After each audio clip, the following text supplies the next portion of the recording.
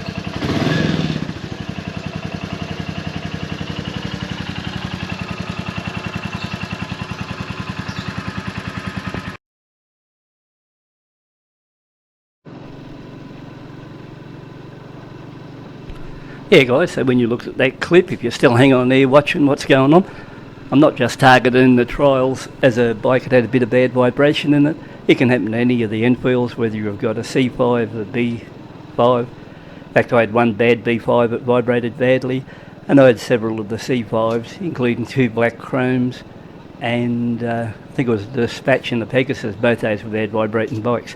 So it really is a luck of a draw when you come on and buy one of these Enfields, because in the 500 range, and their factory wasn't really what your class is state of the art, and they put them together with care. I think they just went to work because they had a job and slapped them together the best they could, and you know, if you were lucky you got a good one, if you were unlucky you got a bad one. So that's the way it went. I think the main thing people mistake, and they reckon all big singles should vibrate, and its character and part like that, you know, I don't believe that crap, because over the years I've had low, medium and high vibrating Enfield singles, and it just depends, I think, on your luck of the draw, again I mentioned, and whether or not you were lucky that the person who slapped it together did a good job. And what I mean by the slapping of together of the motors is, my thoughts are, in the machining side they churned out thousands and thousands of these bikes with their tooling. I reckon near one stage where their tooling gets a little bit worn or stuff like that, those cranks what they put together aren't as good as the stuff what start off at the beginning of the cycle when they got all better equipment as they're going through. And I think the person to blame the most for bad vibrating bikes is the guy who slaps those cranks together, because I think if he puts them in with care, it's been proven, you know, by different people around the world that if those cranks are put in true, the bike doesn't vibrate all that much, and if they're put in crooked, then they get the big shake in them, and similar to this green one. And you know, there was no quality control on the exports models. Like, what I mean by quality control, who would have thought when I got that green bike it had already went through Enfield in the India market, then it was exported to Australia, it went through the dealer. Now I ask you, a bike they've been building, it was 2019 plated, so they've been building that bike roughly 9 to 10 years. Now how could it possibly be that I had both front springs put in the wrong way, and I had no suspension travel in the front end. So apart from the bad vibration of the bike, I ended up collecting the bike, which was delivered to me. I paid for the freight company to come and drop it off, and it was too late after that. Now, rather than ring a dealer and go to the trouble and talk to him and say bring it back, and that would have been a 500 kilometre round trip, right in the beginning, and I've got a video there somewhere on it, where I actually had to jack it up, pull the wheel off, pull the front forks out, put the springs in the right way so that I had some suspension travel. Now, that goes to show you when you get to a dealer. Dealers, as a rule, I don't think they do anything to the bikes.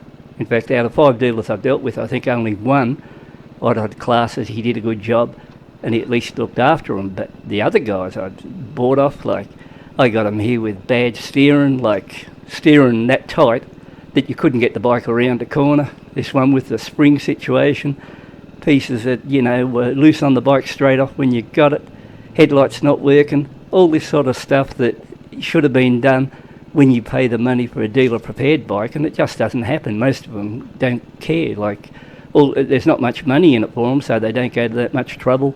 But then again, I've had more dearer bikes and, I've struck that problem too. So I think it's just a way they can get a few $100s for nothing. And, that's the best way I can come out of that. So the only thing is, if you've got a bad vibrating bike, don't believe this crap where people will say to you, oh, it'll go out by 2,000 or 3,000 kilometres. Believe me, I'd put 2,200 kilometres on that grey one, and that was as bad at the end as what it was at the beginning. Just a really bad bike, like outright bit of junk. So I was that peeved about it, you could say, that in the end, I just couldn't sell it to anyone. I wanted to get rid of it. And the only way to do it was to take a $3,000 loss, sell it back to the dealer, and let him worry about it after that, because I was just happy to get rid of it. And even though I had it sailed for, at one stage, for probably $1,500 more than I could have sold, I got off the dealer, in the end I actually said to the bloke on the phone, I can't sell you this bike because it's just a vibrating heap of crap. And he was actually one of the subs I was dealing with at the time, and he was only a new sub, but he always wanted one of these Enfields and seen it when I put it up and wanted to buy it. But in the end, I just said, no, don't buy it. It's just a bit of junk. And if so, buy it at your own risk, because I want to sell it back to the dealer. And that's exactly what I did. And I was pretty happy I got rid of it. So another thing about it too, because the vibration was that bad, I actually bought a vibration plate from Hitchcock's in the UK and tried to fit it to it. Now, the crank was sort of machined that bad that, and take into account it was a new bike and only had a few hundred kilometres at that stage, the crank was that bad that when I put the vibration plate on, the bearing it sits, if anyone's seen those vibration plates, there's a bearing it sort of sits on the shaft. Well, my bearing wouldn't even sit on the shaft, it just slid straight in, and then when I went to tighten it up, it jammed up against the cam gears and I couldn't turn the motor. So that's how bad that was. Now, you might say, oh, that's a bit strange. Yeah, it certainly is, because on 2 other bikes I bought those vibration plates and fitted. I had no drama whatsoever, and bearing went in and stopped, I think, about an inch or so from where it mates up to the back section there, and you put the other piece on and it sort of helped it a bit, but I couldn't do nothing with the vibration plate because it was just a bad crank in that one. And I don't know what went along with the last ones, but the last 2 bikes, that green one and the B5 I bought, it was a bit of a terror too. It was a bit of junk.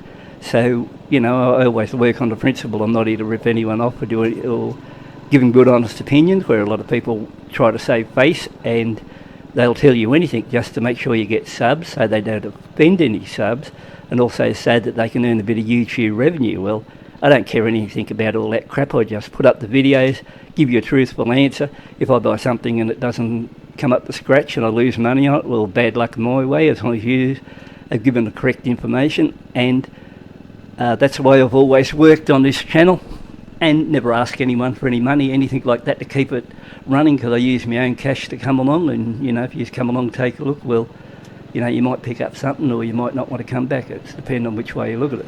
Now, say, we'll swing on to another subject. Say if you've got one of these classic 500s and you've got a bit of vibration, and how can you help it? Well, this is how I used to go about it. Every classic 500 I had, I always used to fit foam grips to it. Now, if you ask the classic 350 Reborn, I don't even fit any grips, weights, anything like that. I can ride it without gloves on. It doesn't affect me whatsoever. But not so on the 500s, you know. Some of them, like I said, were really terrors. So the first thing I'd put on foam grips. Number two would be I'd get onto Jetton bar end weights. They're a Vespa scooter weight, and if the vibration was real bad, I'd put those on, and they weigh roughly, I think, a pound each, 16 ounces each, and they held the, they helped a little bit there. But that's about all you can do on the bars apart from that. I tried all the other crap, you read about. Drill them out, put lead in them, put sand in them, all that sort of stuff I tried. Didn't do much to them at all. Just felt like the bars felt a bit heavier then when I was riding it. Now, the other thing is, but say if you've got bad foot peg vibration, this idea definitely works because I was the first to try it, thought of it myself, and then decided to go further. Get to Hitchcock's UK and then get on to their head steadies. He sells stainless steel ones. Now, if anyone knows much about C5s, in the beginning, they come with a fairly puny looking head steady there, and they were habit of breaking at the eyelets. So, then they made a reinforced one a little bit heavier. It lasted a bit longer. But if you contact Hitchcock's in the UK, you can buy stainless steel ones, and I recommend putting 2 of those onto the head steady support, and you'll find that it'll almost take vibrations straight out of the foot pegs. Like, it'll do an excellent job. Like, I was really impressed when I tried it on them, and one works all right, but 2 works better. So, it depends on whether you want to spend the money or not. But if you've got to put up with vibration, that's the way to go about it. But a better idea to put up with vibration is really, in my case, when I had ones that really vibrated and I didn't want them anymore, is whip them on bike sails or Gumtree just to get rid of them and then try again. So that was the reason. And if you wonder why I went through 15, well, I always hoped sooner or later I'd get a good one, and I did get a couple of good ones for a while, and then sold them because new models come out in different colours which appealed to me.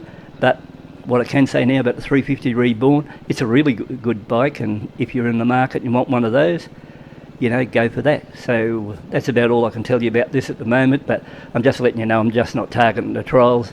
I've had, mentioned earlier, bad B5, several of the C5s, so it just depends. If you want to target anyone, the person to target why they made bad bikes that vibrated so bad was, 1, the tooling I reckon was worn out, and number 2, the bloke who slapped those cranks together did a really bad job on some of the bikes, couldn't care less, and probably when he was only paid rupees, all you're there, belt them together, next throw them in a heap or whatever, and then go from there. So that's the way I thought it could have been. Now, when 2019 and the same year as the trials, I had the first Interceptor.